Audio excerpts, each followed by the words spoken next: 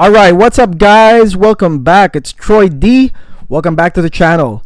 And today we're going to talk about an exciting and maybe sensitive topic, but bear with me. We're gonna talk about. We're gonna answer the question rather: are Dua fragrances worth it? All right. So I got my own experience here that I want to share to you guys about Dua. It's time for me to share this because I wouldn't have done this unless there was like a huge demand of people that kept bringing this up. Plus my own curiosity. So let's get at the video. But before I continue, guys, do not forget to subscribe. Okay, do not forget to subscribe. This helps me putting the truth out there and to talk about these topics. All right, so first things first, Dua fragrances, what is it? It is both a clone house and they do their own fragrances. Most of their bottles, I believe they have bigger bottles now, but most of their bottles are 30 ml, as you can see, 1 fluid ounce, and are noted as extrait de parfums. Very oily, very thick fluid perfumes. And there is a huge following, and there's also a huge amount of haters. All right. So my experience of how I found out about Dua was, guess what? Through YouTube reviews. Okay. I was looking for my top 10 things that I wanted to buy first in the niche world. I wanted them to be unique, and so I listened to some reviewers. That's how I found out about this whole deal. And then suddenly these reviewers that were pushing all these real deal ones were concurrently also pushing the Duas, and I thought that was very interesting. I was like, oh, you guys are pushing the real ones, then you're pushing the clone ones at the same time. I later then find out that these are sponsored reviewers, or they have bottles sent to them. Okay, great. Anyways, so that's how I found out about Dua. I got a Dua for Christmas because it was relatively cheap. I was like, the budget was like 40. I was like, yeah, you can just send me this one right here. The problem I had with that was I didn't have the original to compare to. Okay, but it smelled great. It's just I didn't have the original to compare to. So how would I really know? So fast forward, I joined a Dua Facebook group, which is they call it the safe haven from all the haters of Dua, whatever. And it's interesting. It's interesting being in there. Shout outs to you guys. I learned a lot, being in that group.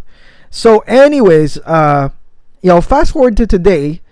Now I'm the YouTube reviewer, and I have a lot of the original ones, right? And I've been dying to tell Masam. I've been hitting this guy up over and over, like Masam, and he'd be like, "Yo, I'll call you tomorrow.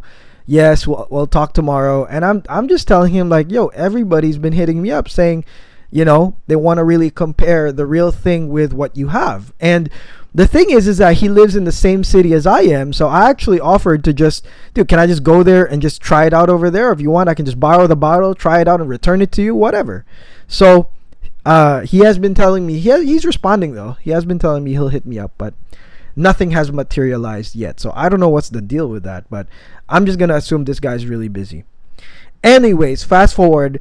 I'm the type of guy that I don't need to wait. I got friends too. So my friends sent me these. I own this, but these are all sent to me, and there's more coming. By my friends. This guy's his name's Pedro. He's my friend from Puerto Rico, and he had all of these extras, and he goes like, "Yeah, man, I'd love for you to tell him what you think or what the truth is, what the real deal is. Tell him." Sends me all of these. Thank you, Pedro. Okay, so let's fast forward now. What do I think of Dua? Is it worth it? What's the deal? So first things first, you're gonna realize is that Dua fragrances are made for a certain client. Okay, and that's why they have haters, and that's why they have lovers, right? The certain client I see from just smelling these and looking at the groups are basically the clients that also are I guess they want designer-ish perfumes, in the sense that they want to smell good, period. Meaning, I've explained this before, where like majority of frag people, they don't go super far, in terms of like, training their nose further. That's not on the radar. That's not on the goal set. Okay, the goal set is to smell good. The goal is to walk in a cafe and people around notice me. The goal is to have a lady walk by me and turn and say, "What is that you're smelling?" that is the type of peeps that are into the dua. Okay, they're not into the heritage, they are not into the history, or they don't, the culture maybe of a certain perfume. For example, if you look at certain ouds, if you look at certain like Zherzhovs, for example, there's like a history, or how Roja does it. There's like history. Nobody cares about that crap. I just want to smell good. And I would say, okay, objectively, that these little things really do fit the bill. Okay, why? Because there is something in them. When I tried these, there is something in them that makes them like almost explode. And it's like believe it or not, no lie, I see it in Hachivat. I put this in like my nuclear perfume list, right? My social distancing list, because there was something in it that made it nuclear, right? That made it explode, especially the opening, whether that's the synthetics or whatever, but it's in these. Okay, and it's something that you don't see with the real ones. A lot of the real ones, you don't see that, because those real ones, a lot of them are not made to explode like that. Okay, a lot of niche perfumes are draw-in perfumes, but they're not made to explode like that. Obviously, Masam and those guys figured it out to where these perfumes could actually explode and project, right? And because they know their market. And so one thing you'll notice with Dua fans is that they'll always say, man, I always got complimented. I got, this girl told me, what are you smelling? I started collecting maybe 2008, 2009, and I had kind of like the OG designer perfumes, and I know exactly how that feels. I still have my OG Bleu de Chanel from 2010. I have those. I have some 2009 bangers down there, and I do remember the time when it just projected that way and it hit people, and I did get compliments. I did smell good.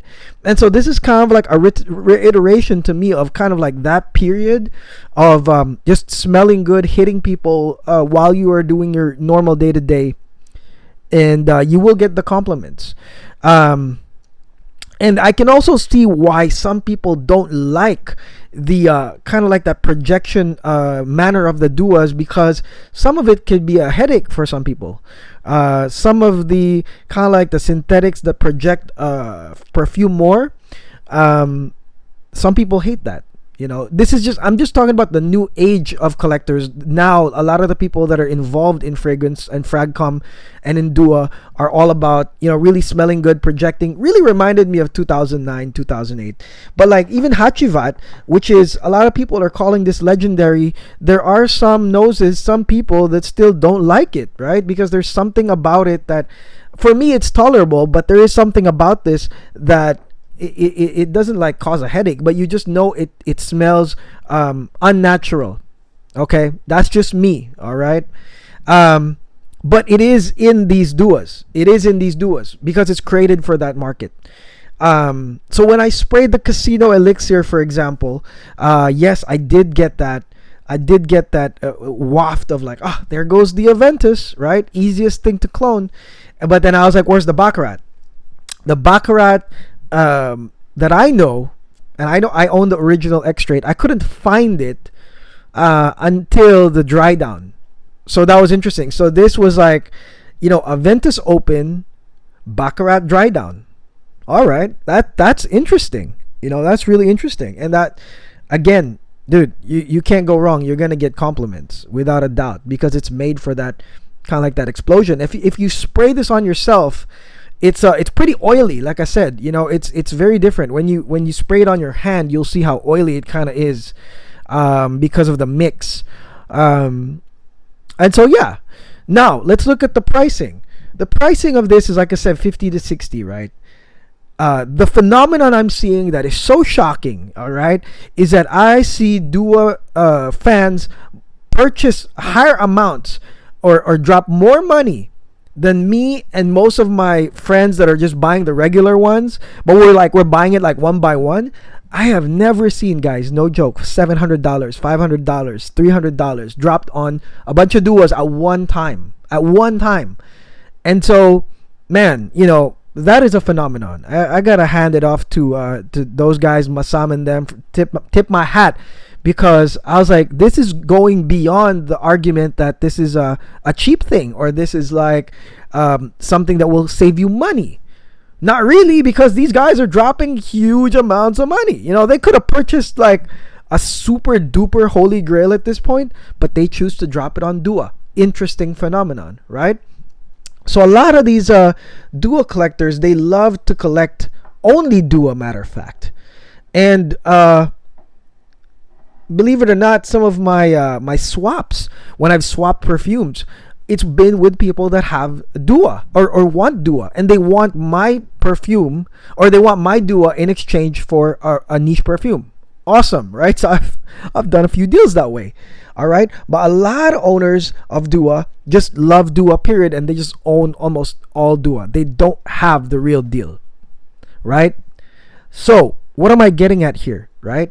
Is that you could be a Dua lover, and the argument as to whether it smells the same or not compared to the real thing would be irrelevant at this point, because A, it would cost you more to buy the original one, and why would you do that and double up with a Dua? That doesn't make sense. And this is why I've been hitting Masam forever, because I'm not gonna spend $60 to double up on my real one, because what am I gonna do with the other one, right? I just want to test it for you guys. But my point is that, you know, you could be a Dua fan and just be a Dua fan, period. All right. The price, I'm gonna have to go against the grain of the original owners, saying that, you know, these Dua guys, you know, 30 mil, they only get 30 mil, so in the end they're spending more. No, they're not spending more, because they're only spending 65. Okay. It is well known that in the perfume world, or the frag community, most bottles really do not run out anyways. So it's not like, you know, most people are losing out on not buying a bigger bottle or a bigger quantity. For me, you know, like, this came from Pedro, who, if you look at this, guys, look, barely even touched them. Look at this. Look at that. And he has 4. He barely even touched them, right? So the argument of like, oh, they're losing out because they're paying more per ml, I don't think that's as valid as they say. Okay. And I will say this, though, when people say that, okay, well, if you're wearing a fake, or not even a fake, I'm not gonna say that. If you're wearing a clone of something, there's this famous argument about, I guess, clones and the real thing, about the Ferraris. Like, you think you're driving a Ferrari, but you're really driving a Toyota. And I remember there was the famous argument was, there was this guy that said, well, who's gonna know, right?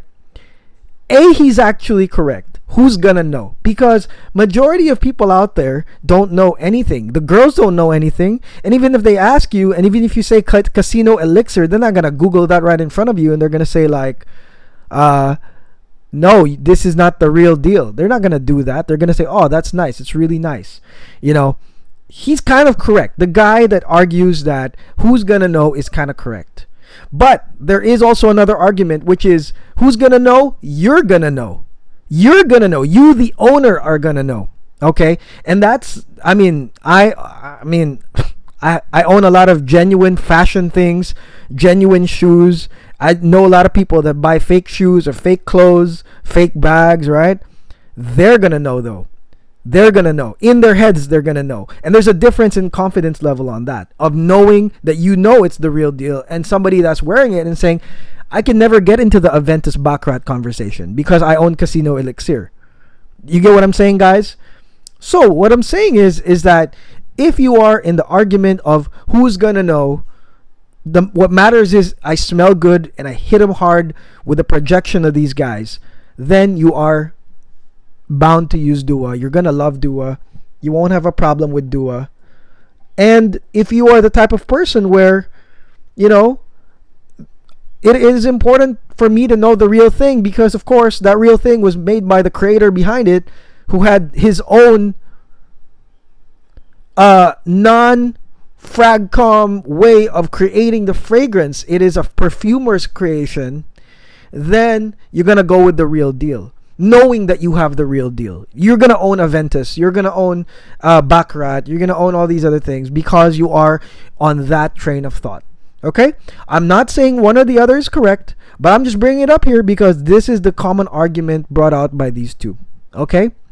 In the end, for me, would I buy a lot of duas? If I had a lot of originals, maybe I wouldn't. But if I did not have a lot of originals, and let's say I was owning designer perfumes, I would definitely get duas in my collection because it would fit the bill of what most designer purchasers are looking for, which is smell good from nothing, get the compliments, and that's that. Okay?